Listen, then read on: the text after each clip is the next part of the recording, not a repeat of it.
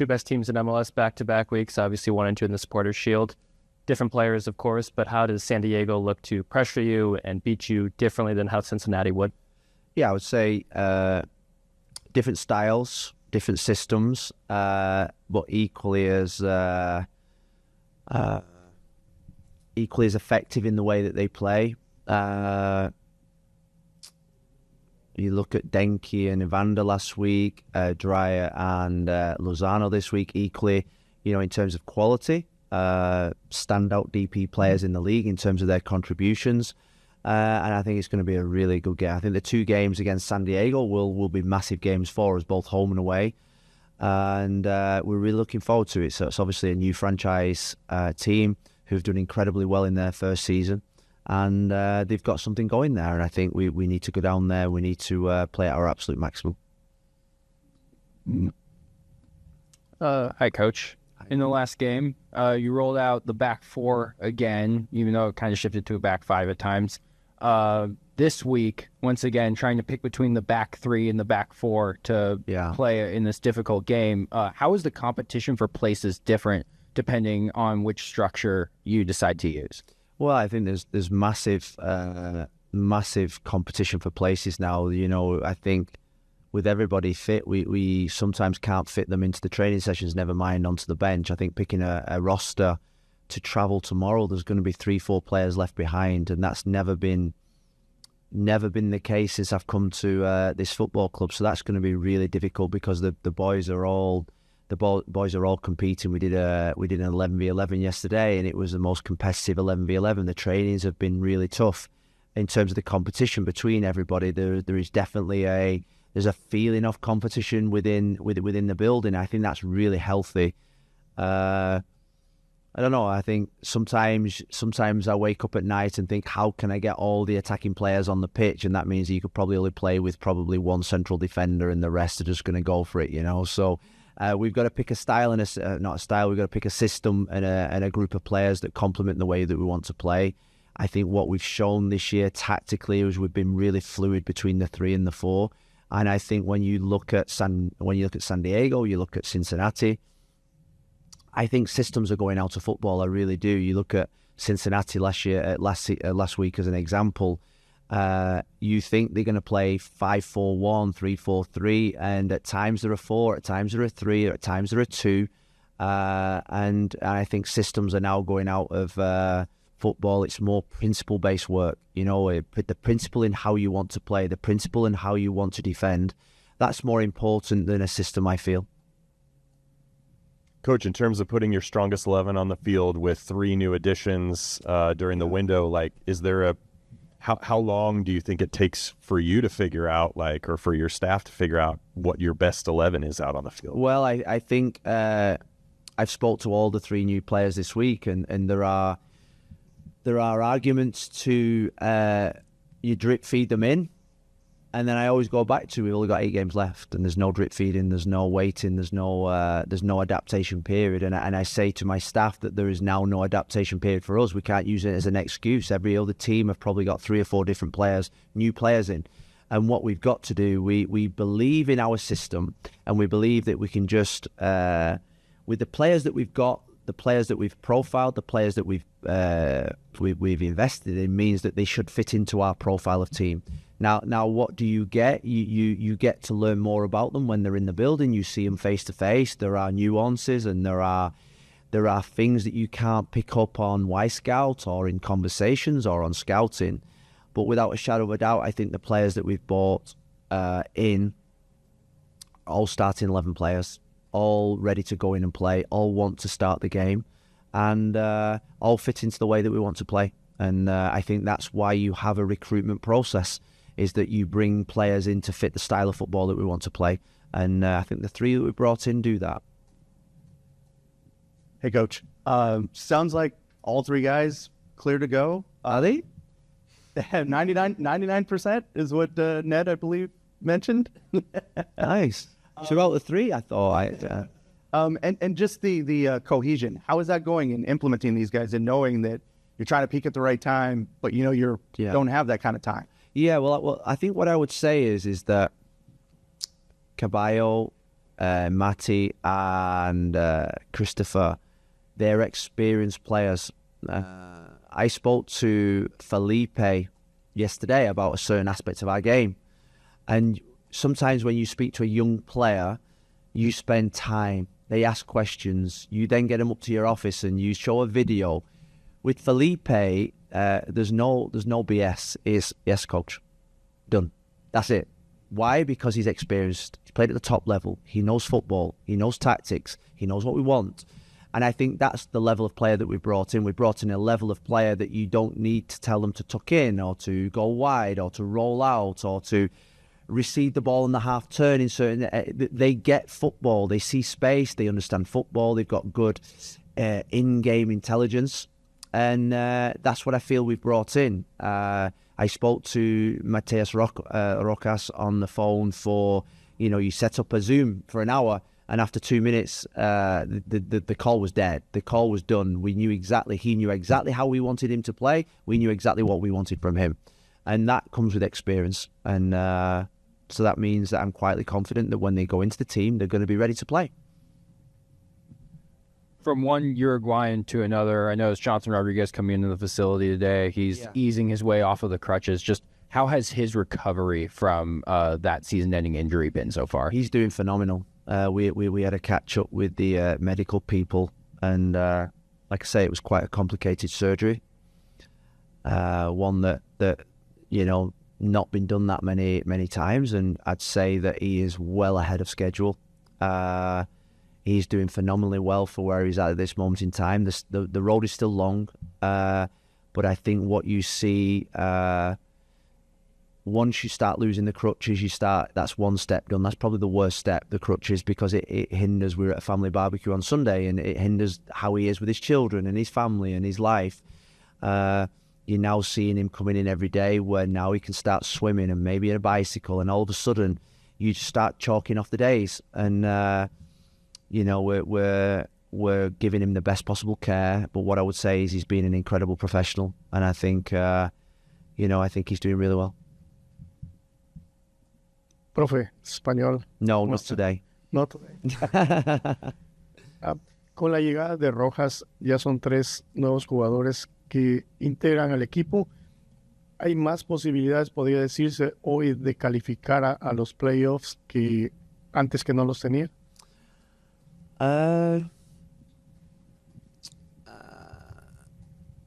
Esos 3 jugadores o los 3 fichajes son más importantes para nosotros, para ayudarnos, para integrar, para ayudarnos, para mejorando nuestro equipo.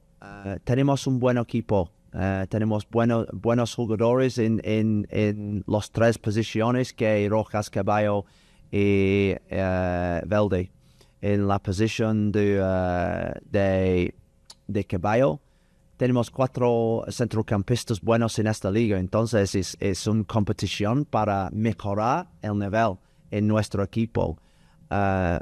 Dije muchas veces en las últimas semanas que esos 3 jugadores son jugadores, si la expectación es para jugamos en todos los partidos, pero para mí es solo para ayudar la competición.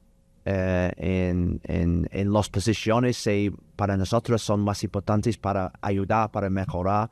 Por ejemplo, Rojas jugará en la derecha como Santi Moreno, pero en el último partido Ariel Lassiter para mí fue fenomenal en esa posición. Entonces tenemos muchos jugadores para competir, para luchar, para una posición en el 11. Para mí en mi carrera, cuando era un futbolista, siempre tuve este escenario, cuando hay muchos jugadores en el vestuario para luchar para el grupo. El grupo es más importante que un individual. Entonces, si está en el 11, bueno, pero tenemos 9, 10, 11 jugadores como suplentes para entrar, para ayudar, para mejorar un equipo. Entonces, tenemos 8 finales, quedan 8 partidos donde necesitamos todos los partidos, todos los jugadores en este vestuario. Okay, we have time for 2 more in the room. We'll go Fletcher and then Adam. I think you might have answered some of mine in Spanish there from a little bit I could pick up. But what in your mind is the most that these 3 new acquisitions can provide in terms of their experience? Yeah. Because so much has been talked about with the youth of this team and how young they are. What's the most these guys can Well, I think what experience gives you is in the moments that are difficult, you have been there before and you've done it. And what happens is you bring a little bit of calmness. 20 minutes to go, 2-0 down, 3-0 down, or a corner kick, or even just during the week in training, leading up to eight games to go, players that have, a player that we brought in went to an MLS Cup finals, been there and done it, been in a playoff game, played in hostile environments, just won MLS Cups, whatever it is, they bring an experience of how to handle, and it's sometimes, most of the time, disappointments. I think my second season at Inter Miami, we went to Chicago with 7 games to go, and we were outside the playoff, and we lost the game 3-1. And we were in the dressing room after the game, and there was a lot of emotion from down, from up, wherever. And I remember clearly from my experience as a player, in these stages, it's not the result, it's how you handle the result. And I remember we then won the next 5 and got in the playoffs. Why? Because we didn't get emotional. Why? Because we lost, we won the next game. And I think that's what I'm hoping that these players bring alongside their quality. Alongside their quality, we're getting a DP midfield player, DP winger. That is something that we've been missing all season. You look at the teams that are in that top 4 or 5. You'd say that each team has 2 players that have been real standout players. San Diego's a prime example. I think their 2 DP players have had 41 goal contributions. That's why they're top of the league. And I'd say that that's why we've brought in the players that we have. Phil, I asked Ned Grabavoy about potentially an extension for David Ashala. He was obviously very good last year. You sung his praises, but how is he taking another step up in 2025? And just in general, how important is he to your plans? He's maturing. He's matured a lot. I'd say I've been really complimentary of him in the last 6 to 8 months. I'd say that in the last 3 to 4 games, he's been probably a little bit inconsistent in some of the things that he's been doing, and we've been speaking to him about that. But I go back to what we spoke about with, say, for instance, Diego Chara or Caballo, is that when you get to the 20th, we say miles in a marathon, it's called the brick wall. It's called the brick wall, and it's how you handle that brick wall that gets you through to the last 6 miles of the marathon. And now we're in the last 6 miles of the marathon, and what you need is that when you get to that 20-mile marker, you lose a lot of people. And what I said to David Ayala this week is that now is the biggest growth he has to take, is that he can't win every game on his own. Every pass that he makes can't be the best pass in the world. He's just got to now play with the maturity of a Diego Chara, a Caballo. And it's about consistency now, not brilliance. Your actual brilliance, your genius now is actually in your simplicity. They say, what is it? Simplicity is genius. Now is the time for everybody to be simple. Do the simple things, do the basic things. Absolutely fantastic. And I would say that my biggest learning from my football career is that when I played with or against the best, that everybody asked me, what did they do different than everybody else? They did the basics better than everybody else. And that's what we need to do. And that's what David needs to do now, because he's a top player. What's your opening thoughts on this previous transfer window? Yeah, just thanks. And thanks for everyone joining, obviously. Coming off of a very busy stretch and a very busy time. Obviously, here to discuss transfer window, but obviously pleased with the results and feel really that we've strengthened the team, which is what we wanted to accomplish this window. So let's open it up for questions. Perfect. One of those signings, Felipe Carbajo, someone fans are obviously really excited about.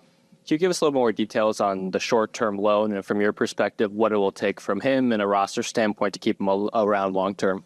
Yeah, Felipe is actually a player that we were trying to move on last year and didn't have the ability to add him to the roster like we just did this year. So it's a player that we've continued to track and monitor. He was always sort of a top of the list for us in that position. And really in looking at, his body of work as well in a short amount of time with Red Bull last season, for us when the opportunity presented itself again this summer, we immediately jumped on it. Obviously, he's currently tagged as a DP. Some of that for us, was just a wise way to essentially manage the roster going forward this year. It probably will take him to have a DP tag to keep him longer term, but we'll see what the future obviously holds. We know that he was extremely excited to come to Portland as well. So we'll approach those things as we go into the offseason, but we're really, really happy to be able to add a player of his quality and pedigree. Just trying to think back through past summer transfer windows, it seems like this was one of the more active ones for you guys. What made it that way for you? Was it just that things worked out with certain players, kind of like you were mentioning there, or was there another urgency that you felt this was the time to make these moves and bring these players in? Yeah, numerous factors, really. I think if you look at some of the previous windows in the summer, we've focused a little bit more on some of the younger talent and some of the U22 players that we brought in because we felt like it was a great time to do. When you do that over a number of years, you start to have a lot of players that are, 23 and younger on your roster as well. Obviously, we had one big moment, in the beginning part of the season where there was uncertainty around Jonathan Rodriguez, who's an extremely important player for us. That stressed our roster a little bit as well. But this summer we had a lot more flexibility, in terms of the funds available to go out and to really, really strengthen the team. When you look at the profile of players that we've added, these are experienced players. We don't have that many games left in the regular season. We wanted players we thought were going to immediately be able to make an impact. We think that these three players certainly can. And so I think the approach was a little bit different, in years past where we felt like, let's really strengthen the group right now. Let's give the coaching staff as much support as we can, as many options as possible. And like I said, I think the team is stronger than it was, a month or two ago. So that's a positive. Hi, Ned. According to the roster profile release back in May, you started this window with only one international roster slot following the departure of Miguel Araujo. You've been able to receive and trade for more international slots than you've sent back out, which actually left the team with two available slots, one now filled by Rojas. So there's still an extra international roster slot. Does that mean there could be additional business, even though today's the end of the transfer window?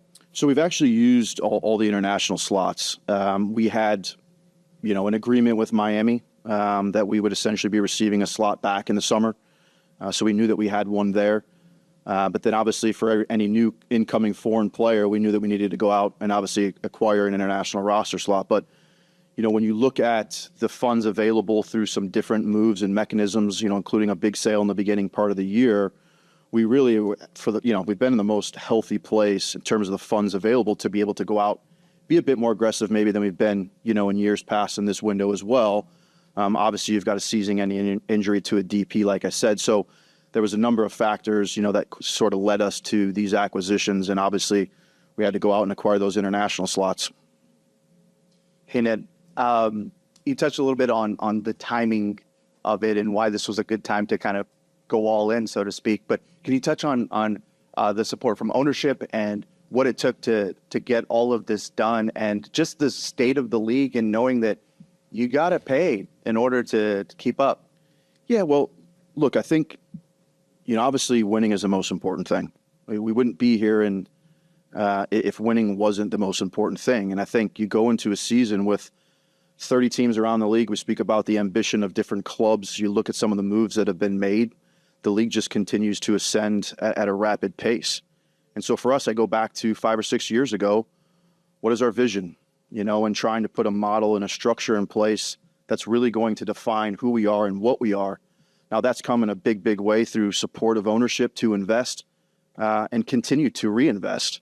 And I think we're starting to now see that happen with some of the players that we have as well, and other clubs around the world wanting some of the players that have done well. So I feel like we're on that path to continue to hopefully sustain, this model and what we're doing and give us a chance really to be competitive in a league that's ultra competitive right now. That's just the truth and reality of it. But I think we've got a strong group. We've got incredible people inside of the club, and we're positive that we can continue to do well.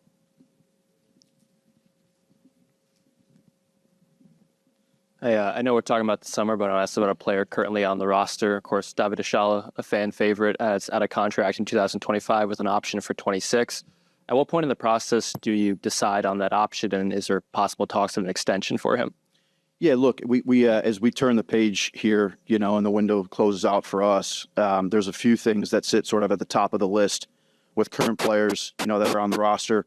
We've already had discussions and conversations with Ayala's representatives. That was months ago. We took the approach together mutually to sort of say, let's go through the summer, and see what happens and see where we're at. He's highly important to our team. There's no denying that. We will continue to find a way to make David happy as long as he's here with us in Portland. That will be one of the immediate things as we turn around with the close of the window that we'll start to work on. The other one I would say as well is Felipe Mora, who has an option for next season. Felipe is an incredibly important person and player for this club. I can't, I can't sing his praises enough as a professional. He's got an option for next season as well, and we've already had his representatives in town to have those conversations and make them aware. Our goal is to have Felipe with us in Portland in the future. Annette, my question would be, after you guys got those 3 additions, 3 good players, what is the expectation of the club for these players and for the team? How people is going to see a different team? Yeah, well, I think if you look at this season so far, and we're, now 75%, I think, of the way through it, I think in the beginning of the season, we saw what the team was capable, some of the new players were capable of. That sort of carried into the summer. And we've been kind of right there and wrestling around a little bit where we feel like we could really push ourselves to the top of the conference and ultimately get back to where we want to be and try to, like I said, sustain and stay there. These additions hopefully will give us the ability to try and do that. Obviously, some of it may be on a shorter-term basis, but we've got massive flexibility, as we go into the season next year. But look, we want to qualify for the playoffs in a good spot. We know in the playoffs you're going to play against another really strong team that's had a successful season as well. And we want to show that we're capable of being able to compete with the league's best, which I think we've shown our day that we can do. I'd like it to maybe be a little bit more consistent, but when you look at the level of players that we've added, like I said, their experience, I think it can help take us to a different level. One last question in the room, though. Just one last Evander-related question. You mentioned the big sale at the start of the year. It's been reported that there's a sell-on clause and then also performance-based incentives in that deal. Could you provide any clarity as to what those performance-based incentives are? Well, I think that's the first Evander question, so it's not the last one. But I would say it's actually interesting how this works in some ways, right? Because Cincinnati has to essentially inherit the transfer agreement. So those things actually will travel with them in terms of, bonuses and other payments that might need to be made. Yes, we do have a sell-on clause in there. Yes, we do have some minimal bonuses. But when we look at the return that we had as well, including what they had to inherit, it was a deal really that made sense for not just 2 clubs, but 3 clubs. So that's, that's sort of a little bit more details on, that transaction. Okay, we'll take questions online, starting with Sam Spiller. Hey, Sam. About what outgoing transfer you got this window. Times I'm going to lay now. He was the first U22 player signed by the club and also got the first U22 player sold. We saw all of the reporting, heard some of the stories about how that transfer went down. Would love to hear from you just kind of your feelings, just kind of about how the transfer went down and just how you're feeling kind of about the return that the club was able to get from Fluminense. Thanks. Yeah, I think the first challenge is just the alignment of, windows throughout the world. It's not a great time, in all honesty, to sell players and lose players, especially ones that are really good players. Certainly, we would not have done that piece of business if we did not know the other players that we had coming in as well, right? So in my role, you're constantly trying to bulletproof and safeguard a roster as much as you can. You've got a succession plan. You've got to understand that these situations are going to come up. I don't really, feel the need to comment on, how it sort of ended and the player's actions, I would just say we were very clear from the beginning with both the player and the club what it would ultimately take, to sell the player and to move the player on. It's obviously a good opportunity for him. It's obviously a great return for us to reinvest as well, which we've done. And so I think when you look at some of the U22 players that we've brought in, this is the first one. He did incredibly well for us. Staff in the building deserve a ton of credit for his development. I don't think this is the last time that we're going to be talking about one of the young players of the Portland Timbers, being wanted by other clubs around the world. I think this is just the beginning of it. Okay, next we'll go to Guillermo Mota. Hi, Nick. Good morning. Coming into the summer conference, though, was there any extra pressure to build up on the roster, making small moves? And also, how do you feel this full squad fares now in the West End, often getting the Timbers have the hardest remaining schedule when it comes to opponents' win percentage? Thank you. Yeah, I'm not sure the pressure necessarily changes. I mean, the pressure is always there. What you're trying to achieve and accomplish may be different, but I see that happening both on smaller, smaller things and larger scale things as well. I think what was exciting about this window was we saw a team in the first half of the season that could be really strong, could compete, and could show, some of those longer moments of what we're capable of, but then also knowing the flexibility that sat there for us as we went into the summer window. So it's no secret that we wanted to be aggressive. I think we've done that. We've gotten these players in quickly. Knock on wood, 99%, I'm pretty sure all are going to be available for this weekend as well, because we've got to get them integrated now quickly into the group. We've got to start to try to peak at the right time and find that rhythm and consistency, that cohesion that the group needs going into the playoffs, which we know in this league, timing is everything. You see it every single year, and so now it's just about trying to perform as well as we possibly can. Jeremy, one last question. Okay, one last, and then we got to wrap. Christopher Velda, obviously the biggest incoming signing for this summer, not just in transfer fee, but also DP status. What was the process like to scout him and convince him to come to this club? Yeah, we actually had a few really talented options. And I think when you look at, Christopher's background, where he's been, playing in multiple different leagues, the age, sometimes it's the opportunity, in all honesty, just as much as the player. When those things started to align, as they have at other times past with some of previous DP acquisitions, there was a level of excitement, and knowing that this could be a really, really good player for the club. Obviously, we had to find a player that could be goal dangerous, could score goals, and give us a little bit more of that firepower that at times we've lacked, and some of that's through Jonathan's absence as well. But he was on board. He was excited about the opportunity. I think the great thing about this club, in my role as well, is it's pretty easy to show Portland and Providence Park, and to show what it's about and to get players excited. It's an unbelievable atmosphere for me. It's the most natural and organic in the entire league. So it's not that hard to sell the club at times, because it's got a tremendous amount of prestige and it's relevant within this league.